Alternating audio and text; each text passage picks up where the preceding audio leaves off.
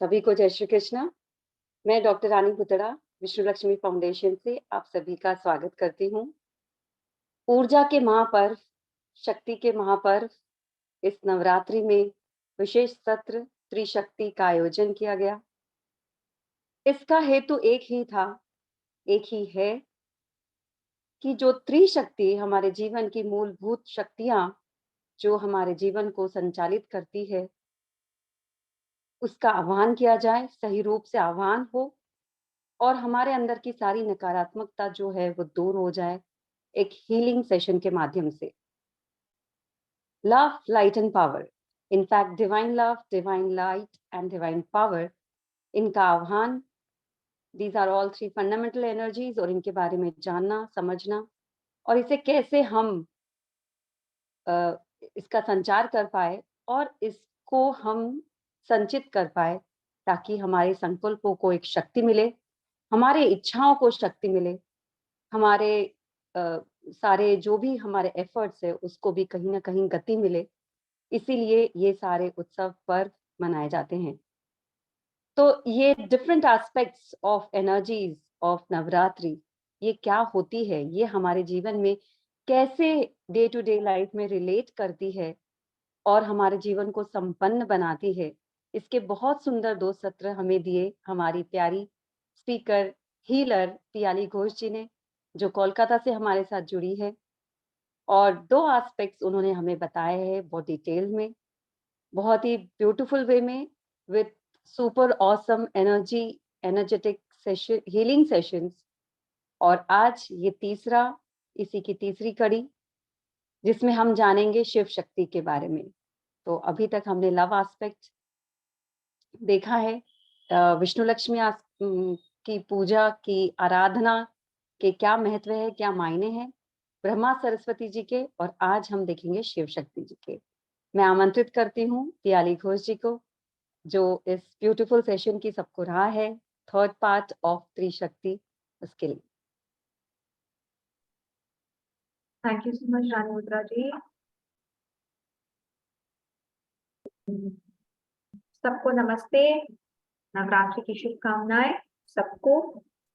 मैं बहुत बहुत ज्यादा खुश हूँ इस सेशन के साथ जुड़ते हुए और सबसे जुड़ते हुए, खासकर नवरात्रि के इस पावन अवसर पर। और खासकर मैं विष्णु लक्ष्मी फाउंडेशन को बहुत बहुत सारा कंग्रेचुलेशन भी बोलना चाहती हूँ। और मैंने उनके बारे में जितना सुन रही हूँ, जितना मैं देख रही हूँ उनके वीडियोस वगैरह सब कुछ, मुझे और ज्यादा अच्छा लग रहा है कि मैं इस फाउंडेशन से जुड़ सकी। सो हार्टिएस्ट कॉन्ग्रेचुलेशन रानी गुप्ता जी और आपके पूरे टीम को भी। आप लोग बहुत बहुत अच्छा काम कर रहे हैं। So let's start with today's session. आज के सेशन की शुरुआत करते हैं। और जैसा कि उन्होंने ऑलरेडी कहा कि हम लोगों ने ऑलरेडी 2 पहलू सुन चुके हैं, समझ चुके हैं, उसकी हीलिंग हम कर चुके हैं, डिवाइन लव की, डिवाइन लाइट की, और आज हम करेंगे डिवाइन पावर की, यानी कि दिव्य शक्ति। सो दिव्य शक्ति पता नहीं क्यों लेकिन मेरी फेवरेट एस्पेक्ट है। शायद हो सकता है कि मैं थोड़ी सी बायस्ड हूँ, तो मुझे सच में समझ नहीं आ रहा कि मैं आधा घंटा में से कैसे बोलूं। अगर मुझे पूरा दिन भी मिल जाए तो भी शायद मैं बोलती रहूंगी शिव शक्ति के बारे में। तो शुरुआत करते हैं इस बात से कि हाँ, जो मैंने पिछले 2 दिन में भी कहा कि जब पृथ्वी की रचना हुई तब भगवान ने इसकी रचना की, करेक्ट। अब भगवान के ही 3 रूप उन्होंने खुद ही बनाए, दिव्य प्रेम, डिवाइन लव, दिव्य रोशनी, डिवाइन लाइट, और डिवाइन पावर यानी दिव्य शक्ति। तो भगवान ने ही कहा कि मेरे ही ये 3 रूप होंगे और ये 3 रूप साथ में ही रहेंगे और ये 3 रूप साथ में ही इस दुनिया का देखभाल करेंगे। तो 2 रूप तो हम लोगों ने देख लिया, अब आते हैं तीसरे रूप में, यानी शिवा, शिव जी की शक्ति। शिव जी को बोला जाता है द डिस्ट्रॉयर, यानी कि विनाशक। अभी हम जब ये कहते हैं ना विनाशक, तो हमें कहीं ना कहीं नेगेटिव लगता है, क्या अरे वो विनाश कर देते हैं, क्यों और किस चीज का विनाश? तो यहाँ पे हमें थोड़ा सा समझना होगा कि बिल्कुल जैसे सृष्टि की जरूरत है, पालन पोषण करने की जरूरत है, वैसे हर चीज का एक अंत होने का भी जरूरत है। कि अगर अंत ना हो तो फिर से सृष्टि नहीं होगी। अगर हम पूरे पृथ्वी में किसी भी चीज को देख ले, तो अगर सृष्टि हो रही है तो कहीं ना कहीं वो चलते चलते उसका अंत होना भी बहुत जरूरी है। इस पृथ्वी में कोई ऐसी चीज नहीं है जिसका अंत ना हो। अब किसी को तो ये जिम्मेदारी उठानी होगी ना, किसी को तो वो अंत लाना होगा ना। तो हमारे प्यारे शिव जी ने ये जिम्मेदारी उठाई कि हम चीजों की अंत करेंगे। लेकिन यहाँ दो पहलू बहुत जरूरी है समझना। पहला तो, जब शिव जी किसी चीज का अंत करते हैं तो वो चीज की जो दोबारा से रचना होती है, दोबारा से जब उस चीज की सृष्टि होती है, वो बेहतर होती है। तो नेचुरली ये जो अंत है ये एक दुख भरा अंत नहीं है, ये अंत है एक नए शुरुआत के लिए। ये अंत है कुछ नया, कुछ बेहतरीन बनने के लिए। तो बिल्कुल जैसे हम एक स्कूल में जाते हैं, कक्षा में जाते हैं, स्कूल में क्लास 1 का अंत होता है तभी जाके हम क्लास 2 में जा सकते हैं, है ना। तो यस। क्लास 1 एंड होते से होने के वक्त हमें थोड़ा दुख लगता है, दोस्त बिछड़ने जा रहे हैं, ये स्कूल टीचर बिछड़ जाएगी, ये क्लास टीचर बिछड़ जाएगी। लेकिन इससे कुछ शुरुआत भी तो अच्छा होता है ना। क्लास 2 हम ग्रो करते हैं, हम और बेहतरीन की तरफ जाते हैं। इसलिए जब शिव जी किसी चीज की अंत करते हैं, तब वो अंत इसीलिए करते हैं जाते वो और बेहतर बन सके, एक नई शुरुआत, नई सृष्टि, नई रचना हो सके। दूसरी बात, वो उन्हीं चीजों का विनाश कर देते हैं जो चीजें हानिकारक है। शिव जी का जो शक्ति है, शिव का जो पावर है, वो विनाशक जरूर है, लेकिन बुरी चीजों की विनाशक है वो जो चीजें आपको हानि पहुंचा सकती है, जो चीजें दुनिया के लिए, पृथ्वी के लिए, मनुष्य के लिए, प्रेम और रोशनी के लिए हानिकारक हो सकता है, वो उन चीजों का विनाश करते हैं। तो ये बहुत इंपॉर्टेंट है समझना कि शिव की जो शक्ति है उससे डरना नहीं है। लेकिन शिव के शक्ति को अगर हम अपने जिंदगी में उतार पाए तो इससे हम किन चीजों की विनाश करेंगे?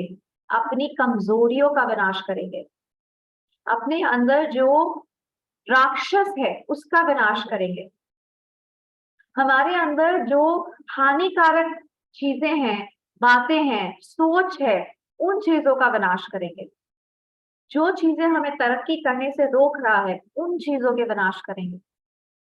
तो इसलिए शिव का जो पावर है, शिव जी का जो शक्ति है, उसी हम अच्छी चीजों को विनाश करने के लिए नहीं, बुरी चीजों को विनाश करने के लिए इस्तेमाल करेंगे। ये हो गई पहली बात। दूसरी बात ये भी है कि शिव जी भले ही विनाशक हो, लेकिन जब पूरे पृथ्वी पे सबसे बड़ा संकट आया था, जब समुद्र मंथन हुआ था, और समुद्र मंथन के बाद वहां से विष भी निकला और अमृत भी निकली। अमृत पान करने के लिए तो सब तैयार थे, देवता भी तैयार थे, राक्षस भी तैयार थे, हर कोई तैयार था अमृत पान करने के लिए। लेकिन सबको डर था विष का। ये विष से क्या करेंगे, ये विष को कहाँ रखेंगे, इसे कौन पान करेगा, इसे अगर पृथ्वी पे रखा गया तब तो पृथ्वी का भी विनाश हो जाएगा। तब सभी जानते थे कि सिर्फ और सिर्फ एक ही है जो इस विष को पान कर सकते हैं, और वो है हमारे शिव जी। हमारे शिव जी बड़े ही भोले हैं, उन्होंने उस विष को पान कर लिया और तब से उनका नाम हो गया नीलकंठ। क्योंकि वो शिव के जो विष थे वो यहाँ उनके कंठ में आकर रोक दिया गया। लेकिन उसको पान करने की शक्ति सिर्फ और सिर्फ शिव जी में थी। अब इसी चीज को जब हम अपनी दुनिया में, अपनी जिंदगी में अगर हम इसे उतार लाए, तो पहली बात, हमारे अंदर भी विनाश का शक्ति है। हमें भी कई चीजों का विनाश करना है अपनी जिंदगी में। जैसा कि मैंने ऑलरेडी कहा, हमारे कमजोरियों का विनाश, जो चीजें हमें हानि पहुंचा रही है उन सब चीजों का विनाश, जो चीजें हमें रुकावट पैदा कर रही है हमारी जिंदगी में सफलता के लिए, उन चीजों का विनाश। लेकिन विनाश करते वक्त हमें इस चीज का भी ध्यान रखना है कि अगर हमारे ही परिवार में कभी संकट आ पड़ा, अगर हमारे ही जिंदगी में कभी संकट आ पड़ी, तो तब हमें इसी शक्ति का इस्तेमाल करना होगा, खुद विष पान करके हमारे परिवार को सुरक्षित रखने के लिए। अगर आपके अंदर शिव जी की शक्ति को आप लाना चाहते हैं, तो फिर आपको उस पल के लिए भी तैयार रहना होगा कि जब हमारे परिवार पे संकट आ पड़ेगा, तब मैं ही इस विष का पान करूंगी, तब मैं ही खड़ी रहूंगी या खड़ा रहूंगा उस विष को पान करने के लिए। क्योंकि जिंदगी में हर पहर में बहुत बार अमृत और विष दोनों ही आएंगे। कई बार ऐसे मौके आएंगे जब अमृत और विष दोनों चीजें मौजूद है आपकी जिंदगी में। आप किसे चुनते हो ये आपके ऊपर निर्भर करेगा। अगर आप विष को हमेशा के लिए हटा सकते हैं, बहुत बढ़िया बात। लेकिन अगर ऐसा मौका आए कि किसी एक को तो ये विष पान करना ही है, तब आप क्या फैसला लेंगे? क्या आप अपने परिवार वालों को बोलेंगे कि आप लोग विष पान कर लो, हम तो भाई अमृत ही लेंगे? अगर ऐसा है तो शिव की शक्ति आपके अंदर शायद नहीं होगी। लेकिन अगर आप मन को स्थिर करके ये बोल सकते हैं कि कठिन समय आया है, कोई बात नहीं, मैं यहाँ खड़ा हूं या मैं यहाँ खड़ी हूं, मैं देख लूंगी इस सिचुएशन से कैसे संभलना है, इस विष का क्या करना है, मैं अपने परिवार तक इसे पहुंचने नहीं दूंगी, मैं पहले ही इसके सामने खड़ी हूं, इसे अगर पान करना ही है तो मैं पान कर लूं। ये है असली शिव की शक्ति। अब आते हैं दूसरे एस्पेक्ट पे, और वो है हमारी माँ दुर्गा, पार्वती, जो सही रूप में शिव की शक्ति है। पार्वती की कहानी अगर हम सब जानते हैं तो उन्हें शिव जी से प्रेम था और उन्होंने कई सारे तरीके अपनाए शिव जी का ध्यान अपनी तरफ आकर्षित करने के लिए। लेकिन हमारे शिव जी तो ध्यान में मग्न थे, वो तो किसी चीज से नहीं निकलने वाले। तब पार्वती जी, जो लॉर्ड ऑफ लव है कामदेव, उनके पास गए और उन्होंने कहा कि आप हमारी मदद कीजिए। कामदेव ने अपनी एक तीर चलाई और शिव जी के दिल पे आके वो तीर लगा। शिव जी का ध्यान भंग हो गया। लेकिन साथ साथ शिव जी को इतना गुस्सा आया कि उन्होंने अपने तीसरी नैन खोली और कामदेव को उन्होंने भस्म कर दिया। अब पार्वती ने सोचा कि अगर मुझे शिव जी का ध्यान अपनी तरफ लाना है तो मुझे अपने अंदर वो शक्ति का संचार करना होगा। हजारों हजारों वर्षों तक वो एक पैर पे खड़े होकर उन्होंने कोयला यानी जलते हुए कोयले पे वो खड़ी हो गई एक पैर पे, और उन्होंने शिव जी का ध्यान लगाया। फिर हजारों हजारों वर्षों तक वो बर्फ के ऊपर खड़ी हो गई एक पैर पे, फिर से उन्होंने शिव जी पर ध्यान लगाया और इस तरह से उनके अंदर की जो रोशनी है वो इस तरह चमकने लगी कि उस रोशनी से शिव जी का ध्यान भंग हुआ। और इस बार वो गुस्से में नहीं आए, वो प्रेम से आए और उन्होंने पार्वती को अपनाया। तो इस कहानी से जो हमें समझ आता है वो ये है कि अगर हमें कोई चीज चाहिए, अगर हमें किसी से प्रेम है, अगर हम चाहते हैं कि हमारे जिंदगी में हम किसी चीज को हासिल करें, तो उसके लिए एक आसान सा तरीका अपनाना शायद हमेशा सही नहीं होता है।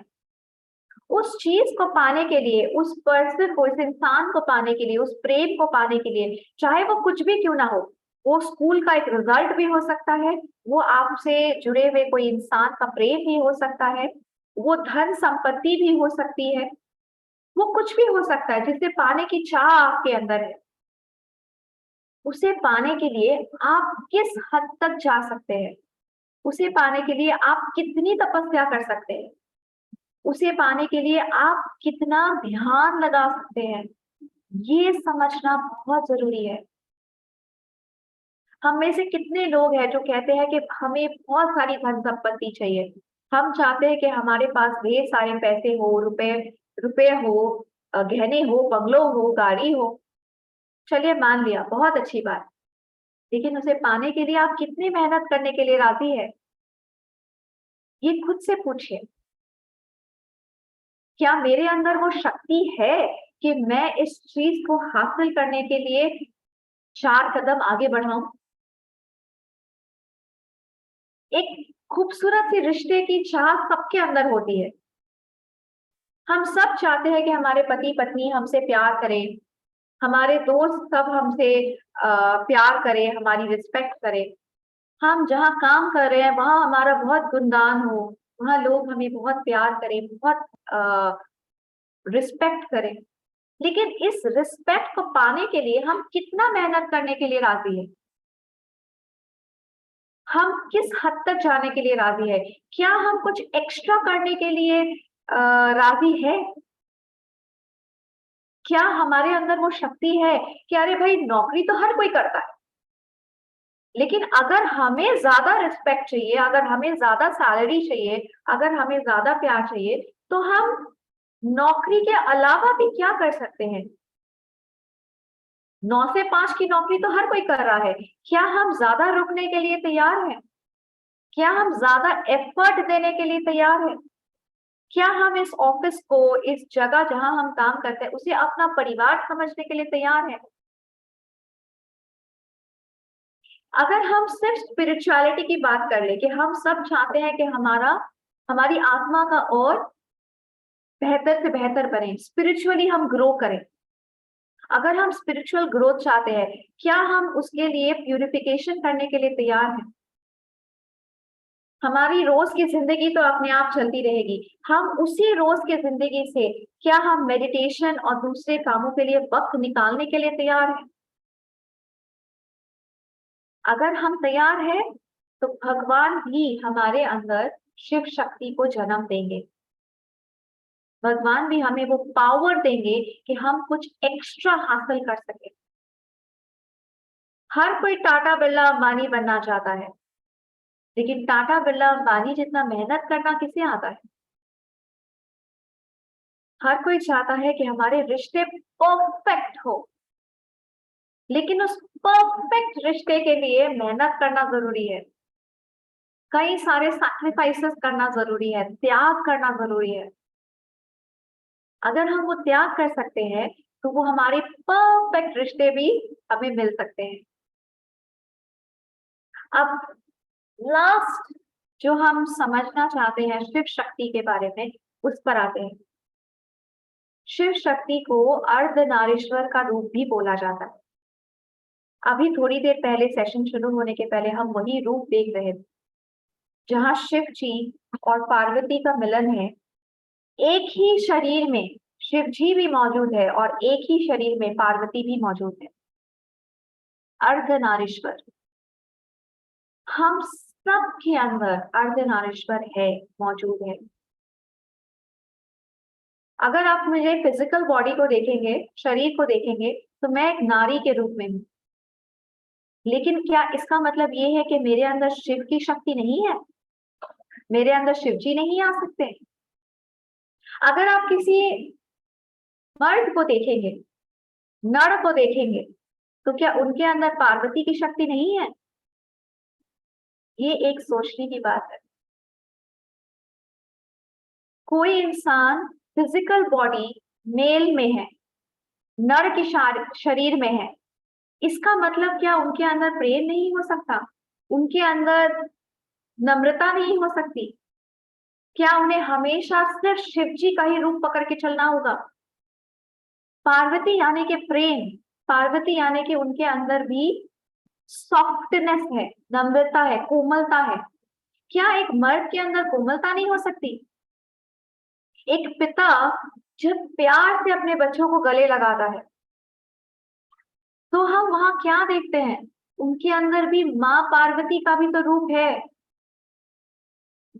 जब एक बेटा, अगर उनके माता पिता बीमार है, वो प्यार से उनके सर पे भी हाथ फेरते हैं, प्यार से उनकी देखभाल करते हैं, उनकी दवाइयों का ध्यान रखते हैं, तो क्या हम यहाँ ये नहीं कह सकते कि इस नर के अंदर भी, इस मर्द के अंदर भी पार्वती का रूप है? जब पति बहुत प्यार से, कोमलता से अपने पत्नी से बात करते हैं, तो हम वहां कौन सा रूप देखते हैं? अब उल्टा देखते हैं, एक नारी, जब परिवार पे कोई संकट आ पड़ता है, तब नारी का भी एक सख्त रूप हम देख पाते हैं। उसी नारी के अंदर शिव की शक्ति हो जाती है। एक नारी भी तांडव करके अपने परिवार की रक्षा कर सकती है, जिसे हम कई बार दुर्गा का रूप बोलते हैं। अर्धनारीश्वर इसी गुण को दर्शाता है। एक ही शरीर के अंदर शिव जी भी और मां पार्वती भी। शिव जी का तांडव भी और पार्वती का धीर स्थिर भी।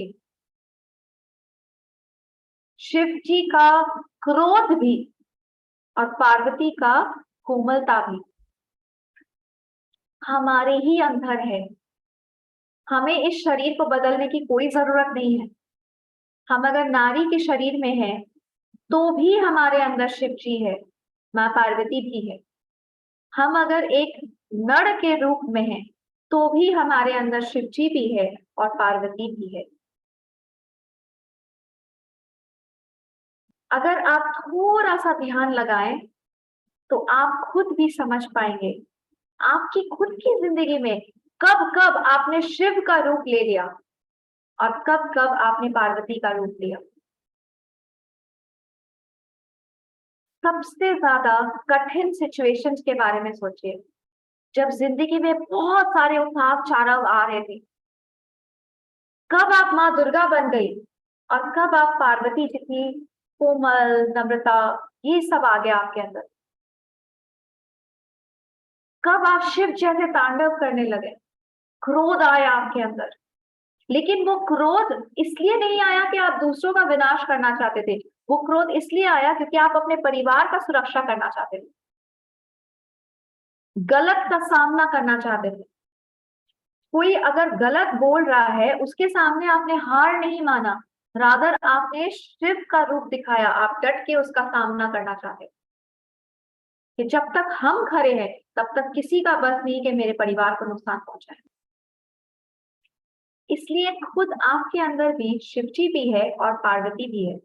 अर्धनारीश्वर हम सबके अंदर है, हमें सिर्फ उसे पहचानना होगा।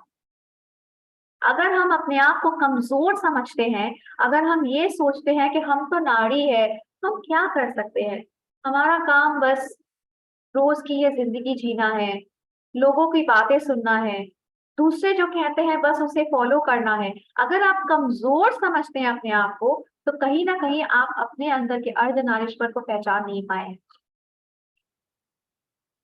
और अगर आपको उल्टा लगता है कि हम तो हमेशा क्रोधित ही रहते हैं, हमारे अंदर तो कोमलता है ही नहीं, हम तो कोई नम्रता से काम कर ही नहीं सकते हैं, हम तो हमेशा सिर्फ रफ एंड टफ वाले रूप में रहते हैं, अगर आपको ऐसा लगता है, देन फिर से आप अपने अंदर के अर्धनारीश्वर को पहचान नहीं पाए। सो आज हम अपने अंदर के इसी अर्धनारीश्वर की पूजा करेंगे। आज हम अपने अंदर के अर्धनारीश्वर को जगाएंगे। शिव शक्ति को आज हम अपने अंदर महसूस करेंगे। कैसे? बचपन से लेकर आज तक हम वापस से अपनी जिंदगी को दोहराएंगे, वापस से अपनी जिंदगी को जीने की कोशिश करेंगे और उन पलों को महसूस करने की कोशिश करेंगे जब हमारे ही अंदर शिवजी जाग उठे थे, जब हमने अपने परिवार को बचाने के लिए विष पान किया था, जब हम डटकर किसी मुसीबत का सामना किए थे। हम अपनी ही जिंदगी के उन पलों को वापस से जीने वाले हैं, वापस से याद करने वाले हैं। क्यों? क्योंकि चाहते हम खुद ये समझ पाए कब कब हमारे अंदर शिव का संचार हुआ, और दोबारा हम अपनी जिंदगी को बचपन से अभी तक वापस से जिएंगे। ये महसूस करने के लिए कि कब कब हम माँ पार्वती का रूप ले लिए, चाहे हम नर के शरीर में हो या नारी के, फर्क नहीं पड़ता। कब कब हमारे अंदर कोमलता जाग उठी, कब कब हमारे अंदर ममता जाग उठी, कब कब हम एक पिता के रूप में इतने कोमल बन गए कि हमारे ही गोद में हमारे बच्चे सोते रहे। हम बच्चे हैं, हम संतान हैं, लेकिन हमारे पेरेंट्स हमारे सामने बच्चे बन गए। हमने अपने पेरेंट्स का ध्यान रखा कोमलता से, नम्रता से। कब कब हमारे अंडर जो काम करते हैं, हमारे जो जूनियर्स है, उनके लिए हम कोमल बन गए, हमने नम्रता दिखाई, हम उनकी तकलीफों को समझने लगे और प्यार से, कोमलता से उनकी तकलीफों को हमने समझा और दूर किया। तब तब पार्वती का संचार हुआ हमारे अंदर। सो हम इसी चीज को आज करेंगे और पहचानेंगे कि किस तरह से अर्धनारीश्वर की शक्ति हमारे अंदर है। सो मैं सबसे रिक्वेस्ट करती हूँ कि एक बार अपनी आंखें बंद कर लीजिए और धीरे धीरे सांस लीजिए।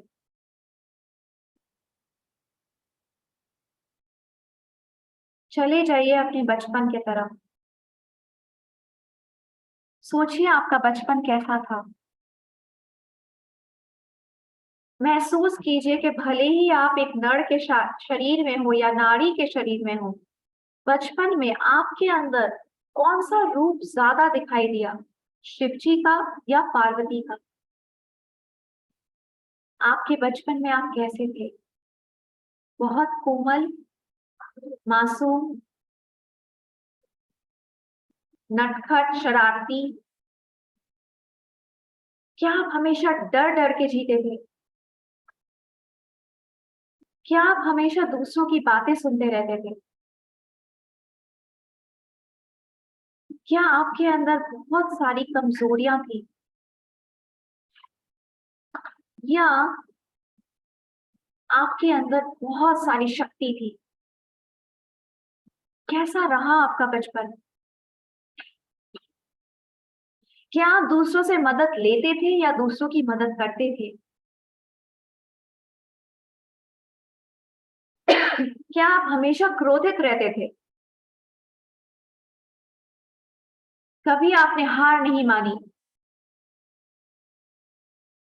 महसूस करने की कोशिश कीजिए कि आपके अंदर कौन सा रूप ज्यादा प्रभाव डालता था, शिव जी का कि पार्वती का? या ये भी हो सकता है कि बचपन से ही आपके अंदर अर्धनारीश्वर हमेशा मौजूद थी। जिस वक्त जिस रूप की ज्यादा जरूरत थी, उस वक्त उस रूप को आप प्रकाश कर पाए। जिस वक्त कठिनाइयों का सामना करने का जरूरत था, बचपन में भी आप डट के आपने उसका कठिनाइयों का सामना किया और जैसे ही कोमलता की जरूरत पड़ी, आप कोमल बनते गए।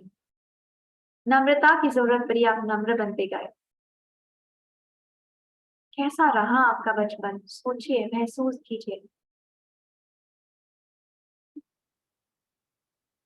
धीरे धीरे अपने यूथ के बारे में सोचिए, जब आप धीरे धीरे जवान होते गए, पढ़ाइयाँ खत्म हुई, नौकरी शुरू हुआ या आपकी शादी हो गई, तब आपके जिंदगी में आपने कौन सा रूप ज्यादा महसूस किया? कोमलता, नम्रता, धीर स्थिरता, सब चीजों को संजो के रखना, पालन पोषण करना, या आपको हमेशा शक्ति का रूप ही दिखाना पड़ा? आपको हमेशा मुसीबतों का, कठिनाइयों का सामना करना पड़ा? आपको हमेशा दूसरों की देखभाल करनी पड़ी? आपको हमेशा शिव जी का रूप, शक्ति का रूप दिखाना पड़ा? आपको हमेशा क्रोध दिखाना पड़ा या महसूस करना पड़ा?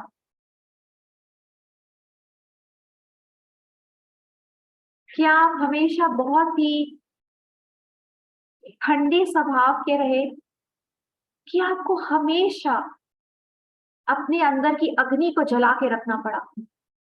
कैसा रहा आपका जीवन? धीरे धीरे अभी के स्तर पे आते हैं। कैसा है आपका जीवन अभी?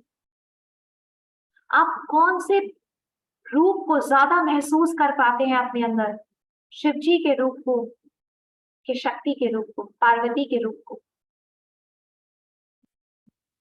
फिर से सोचिए कि क्या आप सही रूप में अर्धनारीश्वर को महसूस कर पाते हैं अपने अंदर? क्या आप वो बैलेंस रख पाते हैं अपने अंदर? कुछ लोग हैं जो हमेशा ही क्रोधित रह सकते हैं, हमेशा ही उनके अंदर वो ज्वाला है, वो अग्नि है, वो नम्रता कोमलता जानते ही नहीं। और कुछ लोग हैं जो हमेशा ही बहुत नम्र है, बहुत ज्यादा कोमलता है उनके अंदर, जरूरत पड़ने पर भी वो अपने अंदर के अग्नि को जला नहीं पाते। वो हमेशा दूसरों से मदद लेते हैं, वो कभी दूसरों की मदद नहीं कर पाते।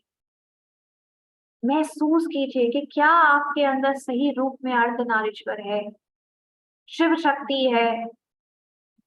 क्या आप जरूरत पड़ने पे पार्वती का रूप ले सकते हैं, जरूरत पड़ने के शिव का रूप ले सकते हैं? क्या जरूरत पड़ने पे आप विनाश कर सकते हैं? क्या जरूरत पड़ने पे आप सृष्टि कर सकते हैं? बैलेंस, दोनों रूपों का एक साथ आपकी जिंदगी में प्रभाव देना, क्या ये मुमकिन है आपकी जिंदगी में अभी इसी वक्त? अगर नहीं, तो महसूस कीजिए कि कौन से रूप का प्रभाव ज्यादा है। क्या आप ज्यादातर कोमल है, ज्यादातर दूसरों से मदद मांगते हैं, दूसरों पर निर्भरशील है, या आपके ऊपर बाकी सब निर्भरशील होते हैं? कौन सा रूप ज्यादा प्रभावशील है आपके अंदर? धीरे धीरे अपनी जिंदगी के रुकावटों के बारे में सोचिए। आपकी जिंदगी में इस वक्त जो सबसे बड़ी प्रॉब्लम है, सबसे बड़ा दुख है, सबसे बड़ी तकलीफ है, उसके बारे में सोचिए। हो सकता है कि आप किसी रिश्ते के तनाव से गुजर रहे हो सकता है कि आपको धन दौलत की तकलीफ हो सकता है कि आप किसी शारीरिक तकलीफ से गुजर रहे हो। महसूस कीजिए कि कौन सा ऐसा रूप है जिसे धारण करने से आपकी तकलीफ दूर हो सकती है। क्या आपको इस वक्त ज्यादा कोमलता, ज्यादा नम्रता, धीर स्थिर बनने की जरूरत है, या इस वक्त आपको शिव की शक्ति दिखाने की जरूरत है कि हम हार नहीं मानेंगे, हम और मेहनत करेंगे, हम इस बात से, इस पड़ाव को पार करके रहेंगे? क्या जरूरत है इस वक्त आपके जिंदगी में? आपकी जो सबसे बड़ी कठिनाई इस वक्त मौजूद है आपकी जिंदगी में, उसको पार करने के लिए किस शक्ति की जरूरत है आपको? पार्वती की कि शिव जी की? क्या आपको ज्यादा क्रोध दिखाने का जरूरत है या ज्यादा नम्रता दिखाने की जरूरत है? खुद से बातें कीजिए, खुद के कठिनाइयों को समझिए, खुद महसूस कीजिए कि क्या मैं बहुत कमजोर हो गया हूँ, अपने दर्द, अपने तकलीफ, अपने प्रॉब्लम्स के सामने हार मान रहा हूँ। अगर ऐसा है तो मुझे शिव जी की पावर की जरूरत है इस वक्त, डिवाइन पावर, वो शक्ति जो विनाश भी कर सकती है। लेकिन क्यों विनाश करना है? क्योंकि और बेहतर किसी चीज की सृष्टि करनी है, इसलिए। महसूस कीजिए कि किस शक्ति की जरूरत है आपको इस वक्त। सिर्फ और सिर्फ आप ही इस बात को महसूस कर सकते हैं, बाहर से कोई तीसरा इंसान इसे महसूस नहीं कर सकता। आपके दिक्कत का हल आपके ही पास है, आपको सिर्फ समझना है अपने अंदर की शक्ति को,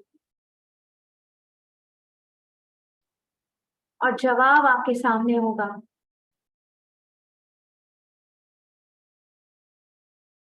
महसूस कीजिए, अपने दिल के अंदर को महसूस कीजिए। जिस तरह से पार्वती ने कठिन तपस्या करके अपने अंदर की शक्ति को जगाया था, रूप और गुण को नहीं, अंदर की शक्ति को, वैसे ही आपके अंदर भी एक शक्ति है, उसे दबा के मत रखिए, उसे पहचानने की कोशिश कीजिए। आप कमजोर नहीं हैं। इस पूरे पृथ्वी में ऐसा कोई भी कठिनाई नहीं है जिसके आगे शिव पार्वती का शक्ति कमजोर पड़ जाए। आपके अंदर जो शिव पार्वती का शक्ति है, उससे जगाने की कोशिश कीजिए इस नवरात्रि पे। माँ दुर्गा की पूजा बस नाम के वास्ते मत कीजिए, उनकी शक्ति को अपने अंदर जगाने की कोशिश कीजिए। हम कमजोर नहीं हैं, हमारे अंदर वो शक्ति है जिससे कि कुछ भी हासिल करना पॉसिबल है। बस अपने अंदर की शक्ति को पहचानना है। अगर कोई शारीरिक तकलीफ है, उससे हार मत मानिए।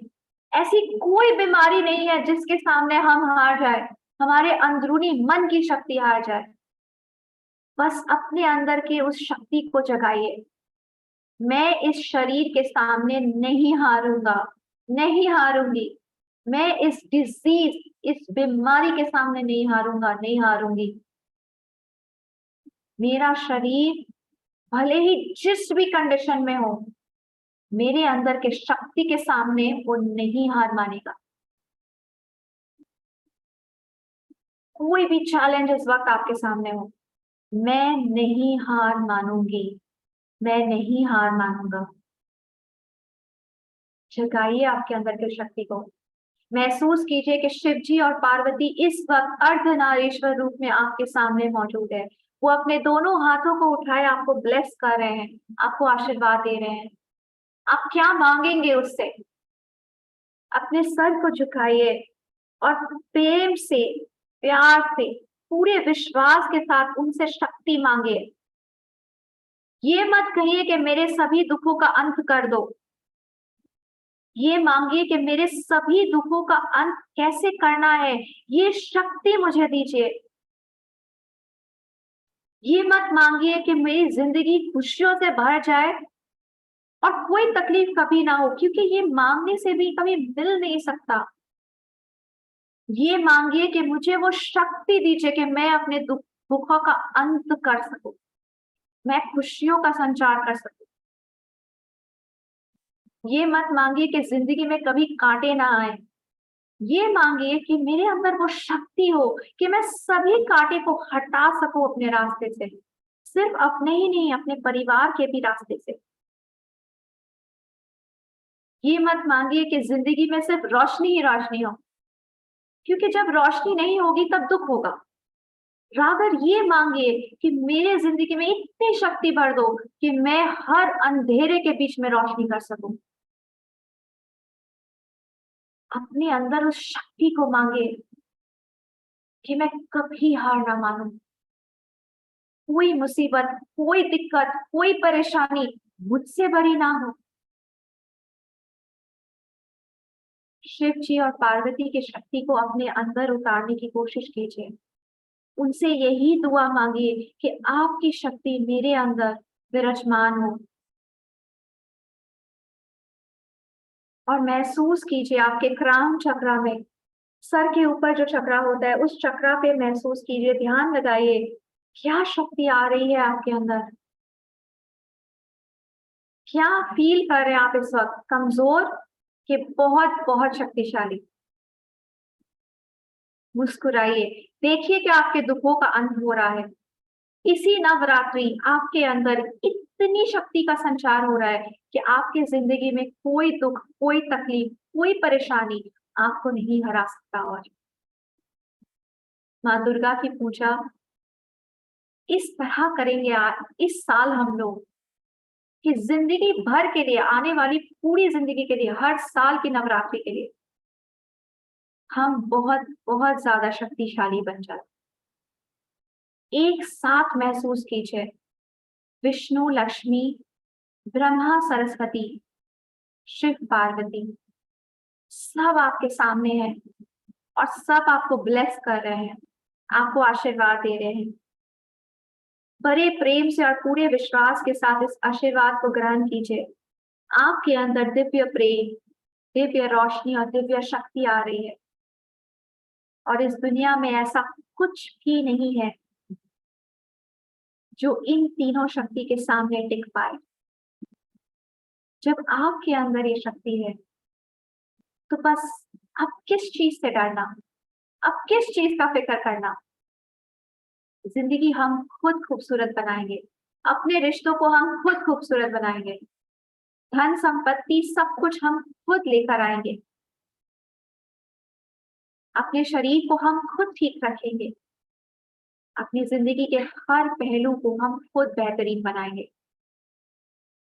मुस्कुराइए और महसूस कीजिए अपने अंदर इन तीनों शक्ति को, दिव्य प्रेम, दिव्य रोशनी और दिव्य शक्ति को आपके अंदर आते हुए। प्रेम से, प्यार से ग्रहण कीजिए इसे, आपके शरीर के हर कण कण में ग्रहण कीजिए इसे, और अपनी जुबान से खुद बोलिए कि मेरे अंदर दिव्य प्रेम, दिव्य रोशनी और दिव्य शक्ति हमेशा हमेशा के लिए विराजमान हो गए। अब हम जो आराधना करेंगे वो अपने दिल से करेंगे, अपनी रूह से करेंगे। शुक्रिया भगवान, बहुत बहुत शुक्रिया इस आशीर्वाद के लिए। धीरे धीरे सांस लीजिए और महसूस कीजिए कि आपका कण कण इस शक्ति से भरता जा रहा है। आपकी जिंदगी की हर प्रॉब्लम का सामना आप कर सकते हैं,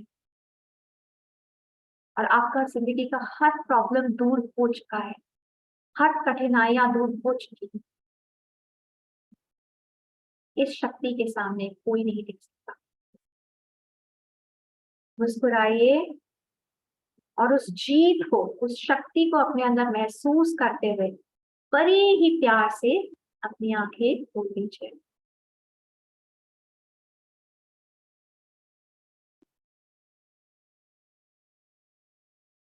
थैंक यू एवरीवन, सबको बहुत बहुत शुक्रिया इस सेशन का हिस्सा बनने के लिए।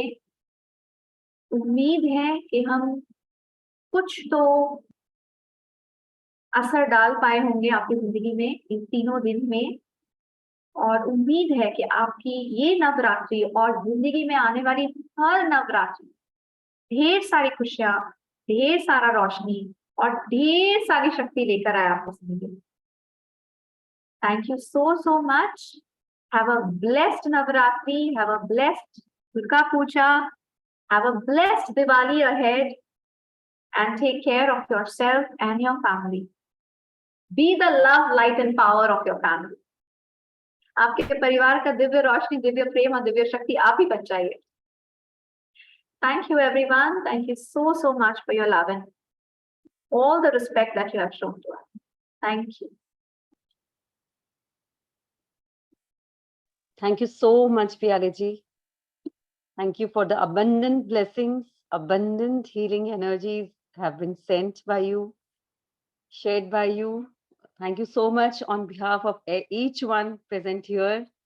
If we would have been present in a big hall with such a big number, I mean, that would have been a wonderful experience. Nevertheless, the energies were one. I don't feel like opening my eyes. I want to enjoy with the energy. Wonderful. That's true. Reality. That's true. Thank you so much. The energy is awesome.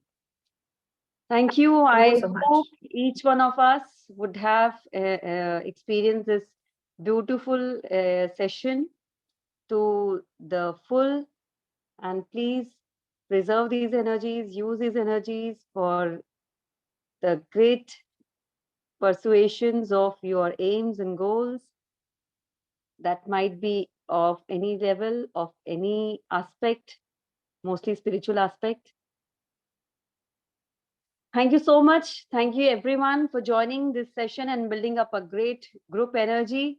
Thank you so much, Piyaleji, for Tri Shakti. That was a beautiful talk and healing from your side. Would really love to see you again on the platform of Vishnu Lakshmi Foundation. Absolutely, I would be glad to join him. Yes. Dear friends, these sessions will be available on VLF YouTube channel for sure. PLG has given me the permission to upload all the 3 sessions. So you can still continue to practice. You can still view again, watch again, be a part of it again, and just not forget to take the shower, spiritual shower, and bless yourself with in this beautiful and divine Navratri. Do not miss, these energies are different, and this time is not the any other time. So please make the most out of it. And whosoever want to reach out to Pyariji, the number is being shared over here. And whosoever wants to be a part of VLF, the same VLF's number is also being shared over here. Yes, I'm shortly sharing both the numbers and everything. You can join VLF for different kind of online awareness programs. Even if you're not a part of the group, you can still get notified with the new sessions which are being uploaded on the VLF's YouTube channel. So just subscribe. And also you can ask for any, any session, anything that you want for any kind of awareness, any kind of expert talk. I'll be glad to organize that session for you. Now it's going to be 2 years on this 1st of October, Senior Citizens Day, for VLF to start with the online awareness sessions. More than 1,300 sessions have been done so far, and more than 300 sessions have been uploaded on YouTube channel. So different kinds of sessions are there. You can just scroll and enjoy whichever you like, from kitchen garden to hobby time to healing sessions to technology training sessions to financial awareness, everything. You'll find all these sessions over there. Thank you so much, Pialiji, again for being a great speaker here. Thank you so much. Friends, I am shortly sharing both the numbers and also the YouTube channel link. Thank you. Shubh Navratri.